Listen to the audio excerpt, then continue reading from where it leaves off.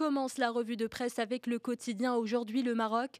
L'Union européenne dresse le bilan de son appui au Maroc entre 2008 et 2012, apprend-on en une du journal. Un appui qui se focalise sur de grands secteurs, la santé avec une enveloppe d'1,5 milliard de dirhams et l'éducation avec 300 millions de dirhams. Ces chiffres ont été révélés lors d'une conférence de presse tenue par la délégation de l'Union européenne à Marrakech. Le journal donne la parole à l'ambassadeur de l'Union européenne au Maroc qui précise que la coopération entre les deux parties a été lancée il y a 42 ans et les résultats de cette coopération sont palpables.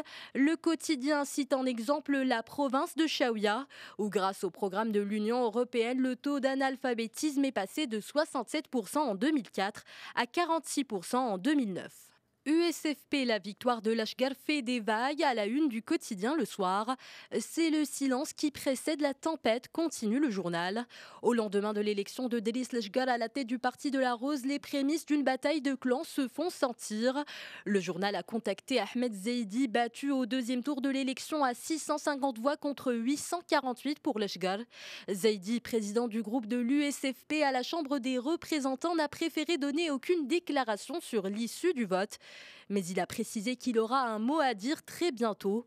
Selon Le Soir, il faut s'attendre à une sortie médiatique d'Ahmed Zeidi où il s'exprimera officiellement sur cette élection.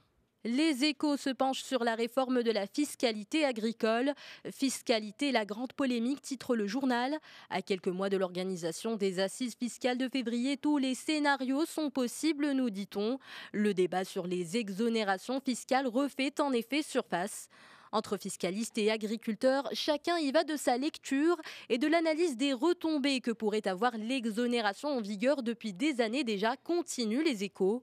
Le journal précise que le régime d'exonération avait été installé en 1984 et reconduit à 2 reprises.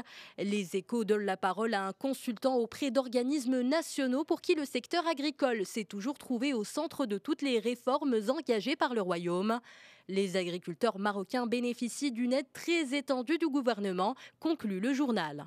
Le Monde s'intéresse à la situation en Égypte avec ce titre « Égypte, un vote calme pour un scrutin controversé ». Le oui à la constitution défendu par le président Morsi arrive en tête au premier jour du référendum, précise le journal. Les partisans du très controversé projet de nouvelle constitution ont pris une avance qu'il sera probablement impossible de rattraper lors de la deuxième phase du scrutin prévu le 22 décembre.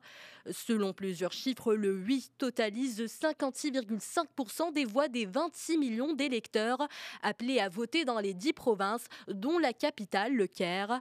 L'article se termine sur une note positive. Le scrutin s'est malgré tout déroulé dans le calme et sans incident majeur, alors que les affrontements du 5 décembre au Caire, par exemple, laissaient présager le pire. Le Figaro revient sur l'impossible deuil des familles de Newtown. 3 jours après la tuerie de l'école de Sandy Hook, les funérailles des premières victimes ont eu lieu lundi. Le journal décrit des familles traumatisées, brisées par le drame, un drame de trop pour beaucoup d'Américains. C'est pourquoi les démocrates s'activent. Une sénatrice a annoncé qu'elle allait proposer un nouveau texte en ce sens dès début janvier. Une législation interdisant les armes d'assaut a été votée sous Bill Clinton en 1994, précise le journal. Assortie de limitations dans le temps, cette loi a expiré en 2004 sous la pression de la National Rifle Association. Obama avait pourtant promis de la renouveler lors de sa campagne de 2008. On termine avec le quotidien algérien, l'Expression qui consacre l'édition d'aujourd'hui à la visite de François Hollande. Pour le journal, la visite prévue demain représente l'aube d'un nouveau départ. La capitale s'est même offert un lifting pour accueillir le président français, précise l'Expression. Hollande a déjà fait un premier pas en reconnaissant le massacre de manifestants algériens membres du FLN lors de la manifestation du 17 octobre 1961, lit-on. Cette visite sera donc l'occasion pour les deux pays de refonder leurs relations et de tourner la page de plusieurs décennies de tensions, affirme le journal.